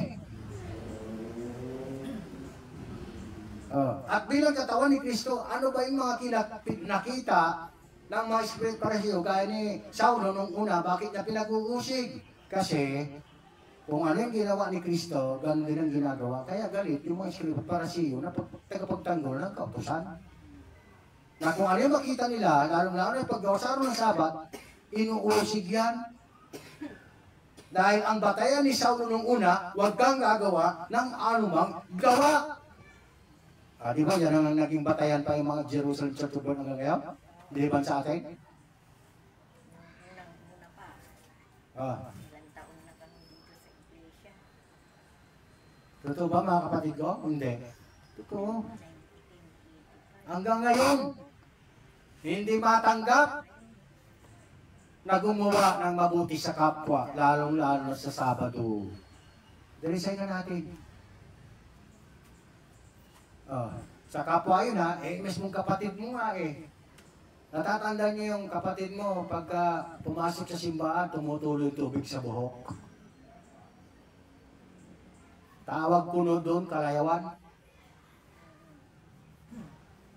Kaya nga, nabansagan itinuro, huwag kang maliligo sa araw ng Sabado eh. Paano kung natalsikan ka ng putik? Natalsikan ka ng tubig pag naglalakad ka sa kalsada. Alangan na magsimba ka ganun. Kung natalsikan ka ng dumi ng hayop. Hindi lang yun. Buti lang kung gano'n natalsikan ka ng mga dyan, dumi. Tubig na marumi sa kanal. Tapos pagdating ng Sabat, bawal yung magpinto-pinto. Kasi kailangan,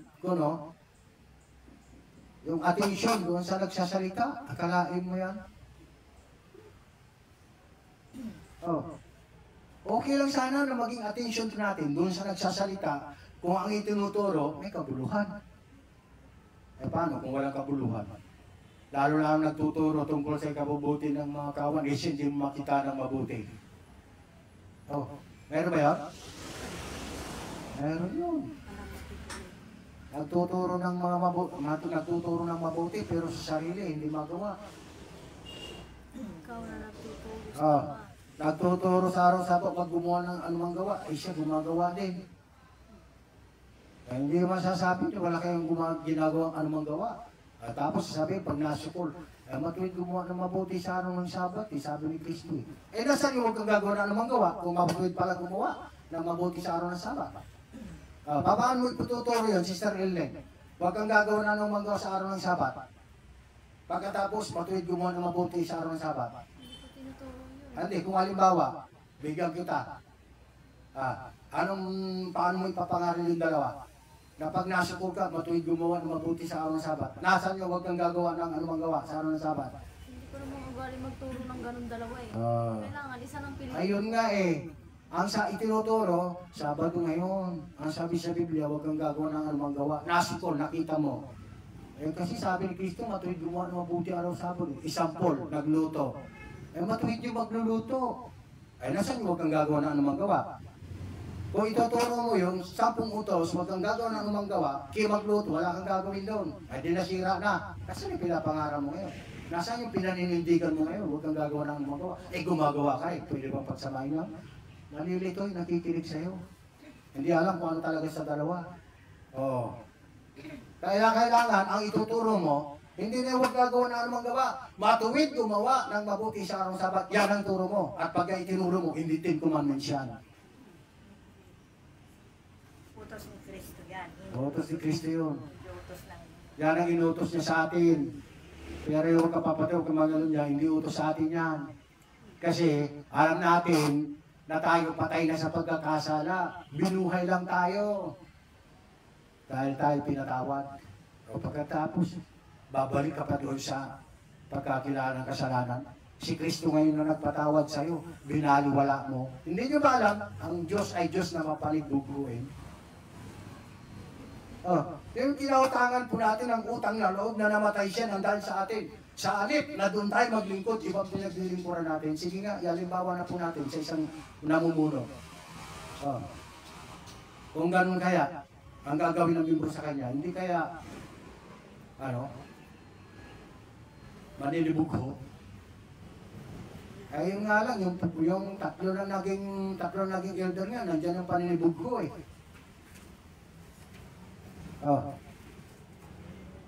Ang gusto sa pakinggan, yung iba gusto doon. Nasaan ang paninibog ko ron? Kitang-kita mo na pagka hindi na sumusunod sa'yo, ano lang yung mga, ano mo?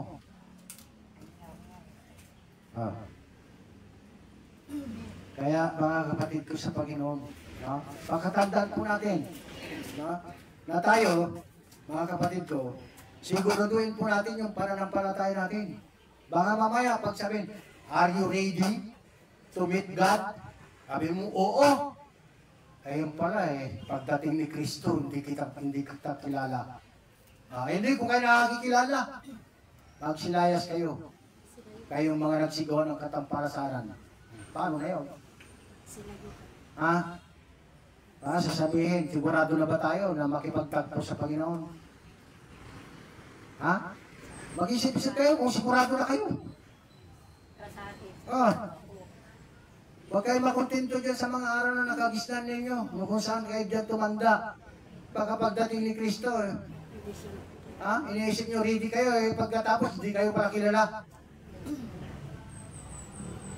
Natural, sinong kikilala ni Kristo dito? Sinong ready? Hindi sumasampalataya sa Kanya.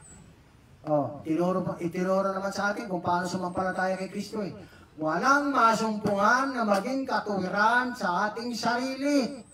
Ano ba yung katuwiran sa ating sarili na dapat hindi na masumpungan? Basta ako, hindi ako pumapatay. Basta ako, hindi ako nagnanakaw. Hindi na kailangan masumpungan pa sa iyo. Hindi ako kumakain ng karumal-dumal. Hindi na yun. Kailangan, yung pure, sigurado ka na yung pananampalataya mo doon sa salita ni Kristo. Hindi mo matanggap yung nasa labas ng tao pag pumasok, hindi nakakaaway. Nasaan yung pananampalataya ngayon yan? Kaya Kristo, hindi nyo matanggap. Nagpapatuloy pa rin kayo yung sinasabi na Isaiah 66:17. Yan pa rin yung mga aral na pinilipilit, itinuturo nyo pa hanggang ngayon. Kasama kayo dyan, kung yan pa rin ang pinanghahawakan nyo. Itong wakas, magkakaroon talagang wakas. At ang magiging wakas, yung hindi natin pananampalataya kay Kristo. May hatol na dyan eh. Hindi nyo ba alam? Ang sumasampalataya ay hindi inahatulan. Dapat ang hindi sumasampalataya, inahatulan na. O, saan ba yung hindi sumasampalataya? Doon sa salita ni Kristo. May hatol na yun. Sabi ni Kristo, hindi ako naparito. Kung hindi ako pumarito, hindi sana kayo nagkaroon ng kasalanan. Ang magiging kasalanan doon, nandito na, maraming nakikita, hindi pa pinaliwalaan. Ayun ang kasalanan ngayon. Hindi na din sa pagpatay, kung ano-ano pa. Hindi na dyan ang kasalanan ngayon. Kasi nakatulan na tayo dyan. Ang kasalanan ngayon, yung hindi pananampalataya kay Kristo. Mga kapatid ko sa Panginoon. Ngayon, sa uling talata, Matthew 7. Ito, pakatandaan po natin, napakasakit po yung sinabi ni Kristo rito. Umaasa po tayo. Panginoon ng Panginoon ang tinatawag natin. Pero, ano sabi ni Kristo rito? Yan, tingnan natin yung sinasabi sa uling talata 7 ng Mateo. Ito yung mga yung lahat ginagamit ito. Pero hindi nauunawaan. Ang sabi? Hindi ang bawat nagsasabi sa akin, Panginoon, Panginoon, ay papasok sa karya ng langit, kundi ang gumaganap ng kalooban ng aking Ama na nasa langit. Ngayon, pagkatapos ng kung manalangin, Panginoon, kung anong mga pamamaraan ng panalangin, hindi ginagawa yung kalooban ng Ama, sabi ni Kristo, pasok ba yan sa karya ng langit? Ngayon, kung pag-aaralan natin kung anong kalooban ng Panginoon, 10 Commandments kaya? Kalooban ng Panginoon kaya yung tayo umiwas doon sa mga karumalduman na pagkain?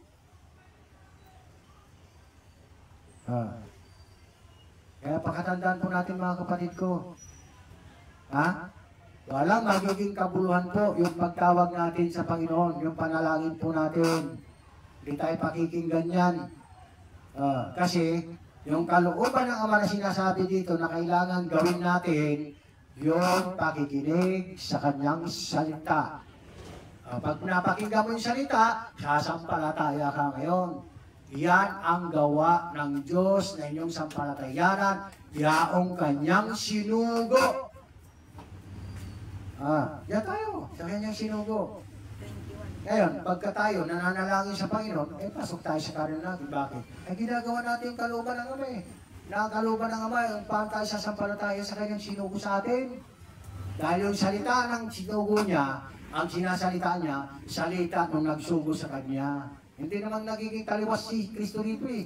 Hindi naman siya nangaral ng ayon sa Kanyang sarili. Kasi kung siya mangaral sa Kanyang sarili, hindi siya sa Diyos. Kaya nga mayroon siyang tinutukoy na yung Kanyang pinapangaral, ipinapayag sa atin yung salita ng Diyos nagsugo sa Kanya. Hindi siya gumawa ng Kanyang sariling kalooban. Pagkatapos sasabihin niyo, itinuro niya yung 10 Commandments doon sa binata. Ay sa binata yun. Pero yung kalooban niya, kalooban ng Ama na sinasabi niya, kung pa tayo sasampalataya sa Kanya, dahil yung tinuturuan niya, kaya nga itinuro ni Kristo sa Kanya yun, wala pa sa Kanya. Kasi nga, maliwanag po mga kapatid ko, na ang tinuruan ng aking Ama ay lumalapit sa akin. Ngayon, nung una, ang katuruan ng Diyos, yung pagkakilala ng kasalanan. Nung nakilala ng kasalanan at nakilala natin na tayo nagkasala at patay na, anong turo ng Diyos dyan? Anong turo ng Kanyang Ama? Para makalapit tayo Kristo. Di ba? Tayo lahat nagkasala. Lahat tayo namatay na. Anong gagawin natin para mabuhay? Sasampalataya kay Kristo. Yan ang turo ng Ama. Ang tinuruan ng aking Ama ay lumalapit sa akin. Eh ngayon, ang turo ng Ama, lahat tayo nagkasala. Sino kailangan natin? Maging Hudyo ka man, Grego ka man, sino kailangan natin? Sino lapitan natin? Ten Commandments pa rin. Itinatama lang po namin mga kapatid ko, yung mga kamalian na katuruan. Ako, nagsasabi ako, malakas ang loob ko, nakamalian na katuruan, kasi mayroong basihan. Mayroon tayong guide. Ang guide natin, number 1, si Kristo. Ang guide natin para sa Kanya, yung kautosan, hindi para sa Kanya kasi siya yung tinutukoy na matuwid. Ngayon, kung matuwid siya, kailangan maging matuwid tayo din. Kung hindi ginawa sa Kanyang kautosan, hindi rin ginawa sa atin yan.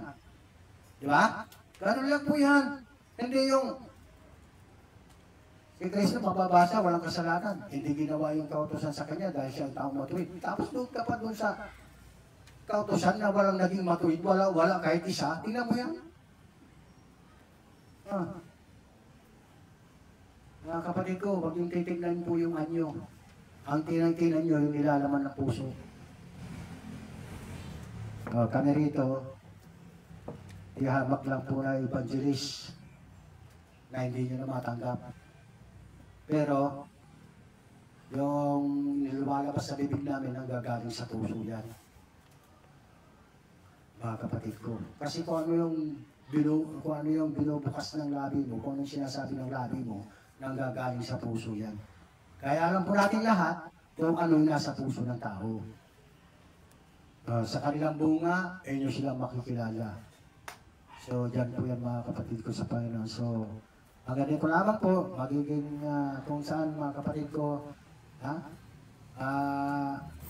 patawarin niyo ako kung nasaktan kayo muli sa mga pananalita ko ay sa tinuturo ko sa inyo na mayroon tayong basyan sa Biblia. Kung magalit man kayo sa akin, tatanggapin ko yan. Ang mahalaga, maagaw namin kayo sa apoy. Nasa Judas po yan. Yun lang po yung gawain namin. Kaya kahit anong mga maririnig namin, sa kabila ng gumagawa kami ng mga mabuti sa inyo, na ang mabuti, kung paano po ipangaral sa inyo yung salita ng Panginoon, para sa kaliligtas po natin lahat. Kung yan po sa kabila niyan ay magiging masama kami sa inyo, Panginoon na po ang bahala po sa amin at sa inyo. So yan po, at happy Sabat, maraming tanghali po sa lahat. Amen.